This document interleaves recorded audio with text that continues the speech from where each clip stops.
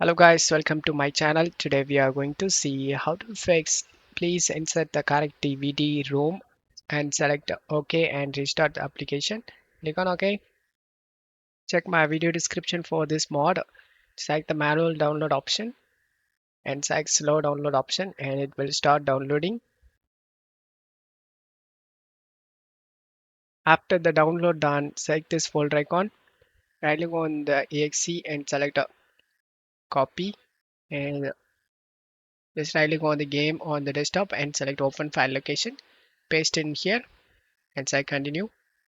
And now just right click and select show more options. Send it to desktop create shortcut and now launch the game through the newly created shortcut. The game opens up without having any problem and you will never face any game related problem guys. Don't forget to leave a like guys. Thank you.